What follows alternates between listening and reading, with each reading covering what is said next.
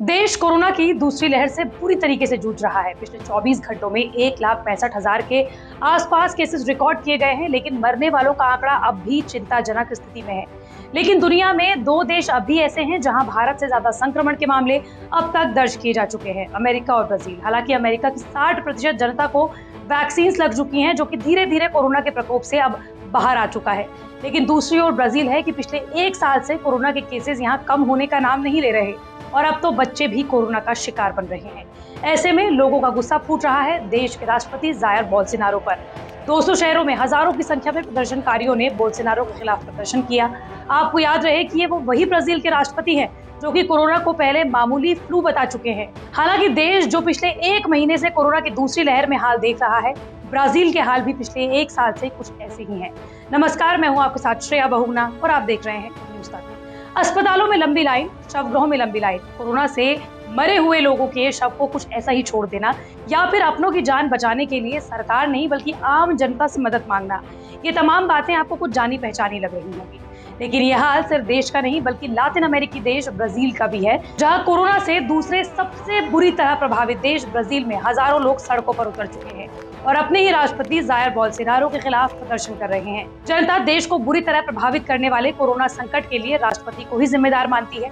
लोगों का मानना है कि जायर बोल्सोनारो के गैर जिम्मेदाराना रवैये के चलते इतनी बड़ी संख्या में मौतें हुई हैं। बता दें कि ब्राजील में कोरोना से दूसरी सबसे ज्यादा मौतें हुई हैं।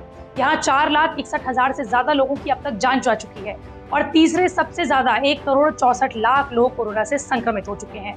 कोरोना को लेकर जायर बोल्सोनारो अपने बयानों के चलते भी विवाद और आलोचनाओं का शिकार हो चुके हैं। पिछले साल उन पर कोरोना के आंकड़ों में हेर फेर करने का आरोप लगा था।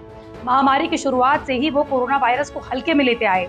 एक और जहां देश संक्रमण को काबू में करने के लिए लॉकडाउन लगा रहे थे, तो वहीं जायर बोल्सोनारो ने लॉकडाउन का कड़ा विरोध किया और खुद प्रदर्शनकारियों के साथ लॉकडाउन के खिलाफ खड़े रहे। अब बोल्सोनारो के खिलाफ लोगों का गुस्सा सड़कों पर देखा जा रहा है। ब्राजील के 200 शहर ऐसे हैं जहां हजारों की संख्या में लोग सड़कों पर उतरे और राष्ट्रपति के खिलाफ मार्च किया।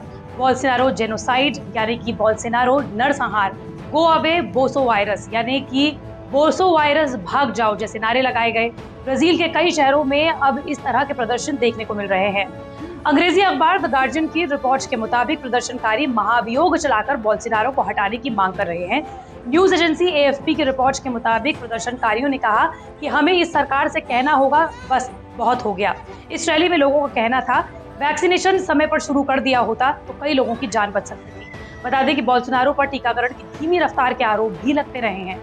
लोगों में बोल्सोनारो के कई फैसलों को लेकर गुस्सा था, जिनमें घरों में रहने, मास्क पहनने, वैक्सीन का विरोध करना शामिल है। बोल्सोनारो ने महामारी की शुरुआत में इसे मामूली फ्लू कहकर संबोधित किया था। साथ ही उन्होंने लॉकडाउन हटाने की मांग करने वालों के सुर में सुर भी मिलाए थे।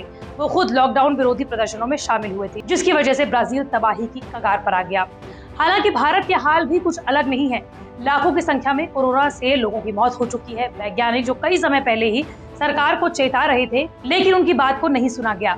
साथ ही ब्राउन यूनिवर्सिटी के प्रोफेसर आशीष झा ये कहते हैं कि भारत में कोरोना के केसेस बढ़ने का सबसे बड़ा कारण रहा कुंभ मेला, जिसे बार बार चिंता जताने के बाद भी बंद नहीं किया गया। ब्राजील और भारत में कोरोना को लेकर कई तरह की समानताएं हैं जो आपको भी जाननी चाहिए और यही वजह है कि हमने शुरू में आपको ब्राजील में हो रहे प्रदर्शन के बारे में बताया। साथ ही इस वीडियो में हम आपको ये भी बताएंगे कि दोनों ही देशों की जो सरकार है वो किस तरीके से कोरोना के प्रकोप को रोकने में नाकामयाब साबित रही, वो भी बार बार चेतावनियों के बाद। देखिए, ब्राजील हो या फिर भारत, दोनों ही देश ब्रिक्स के सदस्य हैं। दोनों ही देशों को उभरती हुई अर्थव्यवस्था के रूप में देखा जा रहा है।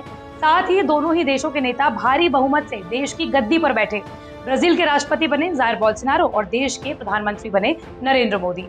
हालांकि कोरोना के मामले में दोनों ही देशों के राष्ट्राध्यक्षों के मत थोड़े थोड़े अलग रहे। बोल्सोनारो ने जहां कोरोना को छोटा सा फ्लू बताकर खारिज कर दिया, तो वहीं भारत में अप्रैल 2020 से ही लॉकडाउन लगा दिया गया और देश को अलर्ट पर रखने की कोशिशें की गई।